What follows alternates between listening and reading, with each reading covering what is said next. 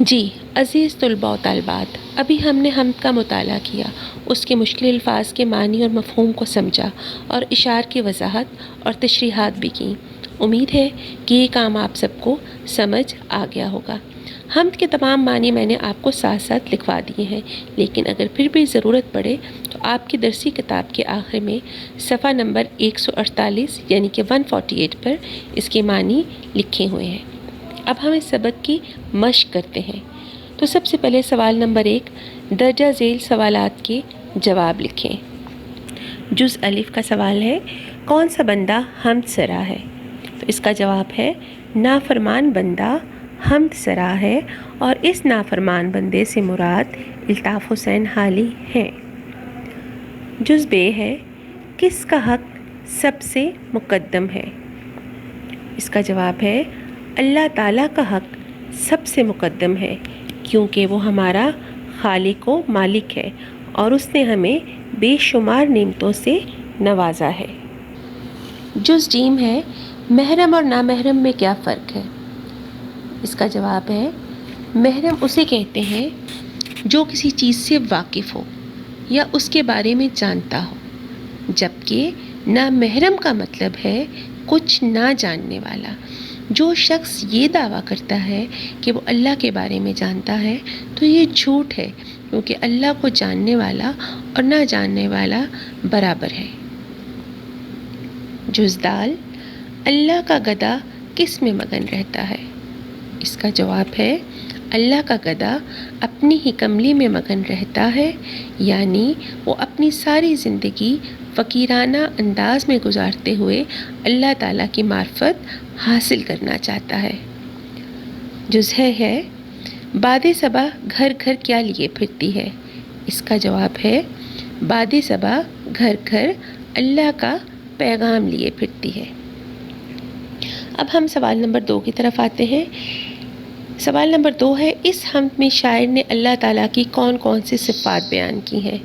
اس کا جواب ہے، اس حمد میں شاعر کہتے ہیں کہ اللہ تعالیٰ ہر چیز پر قادر ہے، وہ مصیبت میں گھرے ہر شخص کی مدد کرتا ہے اور اس کی پریشانی دور کرتا ہے۔ اللہ سب جاننے والا ہے اور ہر کسی کے دلوں کے بھید سے بھی واقف ہے۔ سوال نمبر 3، مندرجہ ذیل الفاظ و مرکبات کے معنی لکھیں۔ اب یہ الفاظ ہیں جس کے ہم نے معنی لکھنے ہیں۔ مقدم، مقدم کا معنی ہے اول۔ محرم، محرم کا معنی ہے واقف، آشنا۔ خلت سلطانی، خلت سلطانی کے معنی ہے بادشاہ کی طرف سے پیش کیا گیا لباس، یعنی کہ بادشاہی لباس۔ محیط، محیط کے معنی ہے گھیرا ہوا۔ آفاق، اس کے معنی ہے افق کی جمع، دنیا۔ بندہ نافرمان، اس کے معنی ہے اللہ کا نافرمان بندہ۔ اب ہم سوال نمبر 4 کی طرف آتے ہیں کہ تیسرے شعر میں شاعر نے محرم اور نامحرم کو کس لیے ایک جیسا قرار دیا ہے؟ اس کا جواب ہے، شاعر کہتا ہے کہ جس نے اللہ تعالیٰ کے راز کو پا لیا، یعنی کہ وہ اللہ تعالیٰ سے واقف ہو گیا، وہ اپنے آپ میں مگن ہو جاتا ہے اور دنیا سے غافل ہو کر خدا کی بتائی ہوئی راہ پر چل پڑتا ہے، اور پھر اسے دنیاوی چیزوں کی پرواہ نہیں رہتی۔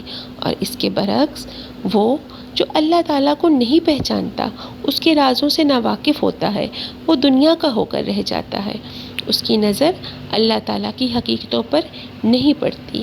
یہ دونوں طرح کے انسان بیگانہ ہو جاتے ہیں، اس لیے شاعر نے محرم اور نامحرم کو ایک جیسا قرار دیا ہے۔ سوال نمبر 5، درجہ ذیل اشارات کی مدد سے حمد کا خلاصہ مکمل کریں۔ یہ خلاصہ بیٹا آپ خود لکھیں گے۔ اب آپ سوال نمبر 6 پر آ جائیے۔ اعراب لگا کر تلفظ واضح کریں۔ اب میں نے بیٹا اعراب ان الفاظ پر لگا دیے ہیں، آواز کے اتار چڑھاؤ سے میں آپ کو ان کے تلفظ کے بارے میں بتا دیتی ہوں، یا آپ کو سننے میں پتہ چل جائے گا۔ بندائے نافرما، کیا ہے؟ بندائے نافرما۔ حمد سرا، حمد سرا۔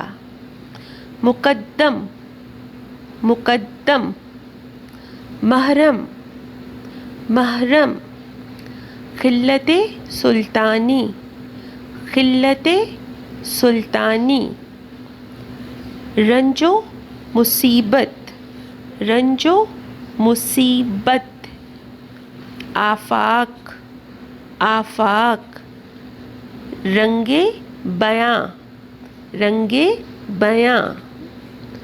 اب ہم سوال نمبر 7 پر آتے ہیں۔ مناسب لفظ کی مدد سے مصرع مکمل کریں۔ ابھی ہم ہم سے الفاظ لے کے ان مصرعوں کو مکمل کریں گے، یعنی خالی جگہ پر کریں گے، جو کہ میں نے بیٹا کی ہوئی ہے، آپ یہ دیکھ لیں۔ گو سب سے مقدم ہے حق تیرا ادا کرنا، مقدم جو ہے اس کو ہم نے کیا ہے فعل، گو سب سے مقدم ہے حق تیرا ادا کرنا۔ محرم بھی ایسا ہی جیسا کہ ہے نامحرم، اس میں نامحرم جو ہے اس کو ہم نے مکمل کرنا تھا۔ ڈیش نہیں نظروں میں یا خلت سلطانی، جچتا نہیں نظروں میں یا خلت سلطانی۔ نمبر 4 ہے آفاق میں پھیلے گی کب تک نہ مہک تیری، اس میں آفاق جو ہے فل اپ ہے جس کو ہم نے فل کیا ہے، آفاق میں پھیلے گی کب تک نہ مہک تیری۔ اور لاسٹ ہے ہر بول تیرا دل سے ٹکرا کر گزرتا ہے، اس میں دل ہے جس کو ہم نے لکھا ہے، مصرع مکمل کیا ہے، ہر بول تیرا دل سے ٹکرا کر گزرتا ہے۔ اسی طرح اب ہم سوال نمبر 8 کی طرف آتے ہیں۔ سوال نمبر 8 ہے نافرمان اور نامحرم میں نا سابقہ ہے۔ آپ ایسی 5 مثالیں تلاش کریں جن میں نا سابقے کے طور پر استعمال ہوا ہو۔ تو یہ ہم نے 5 الفاظ میں نے لکھ دیے ہیں، آپ اپنے پاس سے بھی لکھ سکتے ہیں اور آپ ان کو بھی دیکھ سکتے ہیں۔ نالائق، ناواقف، ناجائز، ناخوش اور ناکارہ۔ اب ہم سوال نمبر 9 کی طرف آئیں گے۔ کالم الف میں دیے گئے الفاظ کو کالم بے کے متعلقہ الفاظ سے ملائیں۔ اب کالم الف میں جو ہمارے پاس الفاظ ہیں وہ ہے بندہ نافرما، مقدم، محرم، کملی، آفاق، پیغام اور بول۔ اور اب ہم اس کو کالم بے سے میچ کریں گے۔ بندہ نافرما حمد سرا، بندہ نافرما حمد سرا، مقدم حق، مقدم حق، محرم نامحرم، محرم نامحرم، کملی خلت سلطانی، کملی خلت سلطانی، آفاق مہک، آفاق مہک، پیغام صبا، پیغام صبا، اور آخری ہے بول رنگ بیاں۔ بیٹا اب ہم قافیہ کے بارے میں پڑھیں گے جو کہ آپ نے شعری اصطلاحات میں پڑھا ہوگا۔ شعر کے آخر میں آنے والے ہم آواز الفاظ کو قافیہ کہا جاتا ہے، یعنی کہ رائمنگ ورڈز۔ ہر شعر میں قافیہ تبدیل ہوتا ہے تاہم ان کی صوت آواز ایک جیسی رہتی ہے۔ قافیہ کی جمع قوافی ہے۔ قافیہ کی چند مثالیں دیکھیں۔ دل ناداں تجھے ہوا کیا ہے، آخر اس درد کی دوا کیا ہے، ہم ہیں مشتاق اور وہ بیزار، یا الہی یہ ماجرا کیا ہے، جہاں تم پر نثار کرتا ہوں میں نہیں جانتا دعا کیا ہے۔ ان اشعار میں ہوا، دوا، ماجرا اور دعا قافیہ ہیں۔ یہ تمام الفاظ ہم آواز الفاظ ہیں۔ اسی طرح اب ہم ردیف کی طرف آتے ہیں۔ ردیف کے لغوی معنی سوار کے پیچھے بیٹھنے والے کے ہیں۔ شعر کے آخر میں آنے والے لفظ یا الفاظ کے مجموعے کو ردیف کہا جاتا ہے۔ چونکہ یہ لفظ یا الفاظ قافیہ کے بعد آتے ہیں اس لیے انہیں ردیف کا نام دیا گیا ہے۔ ہر شعر میں ردیف کا لفظ یا الفاظ ہو بہو دہرائے جاتے ہیں، یعنی کہ ایک جیسے ہوتے ہیں اور ان میں کوئی تبدیلی نہیں ہوتی۔ ردیف کی چند مثالیں دیکھیں۔ کوئی امید بر نہیں آتی، کوئی صورت نظر نہیں آتی، موت کا ایک دن معین ہے، نیند کیوں رات بھر نہیں آتی، پہلے آتی تھی حال دل پہ ہنسی، اب کسی بات پر نہیں آتی۔ ان اشعار میں الفاظ نہیں آتی ردیف کی مثالیں ہیں۔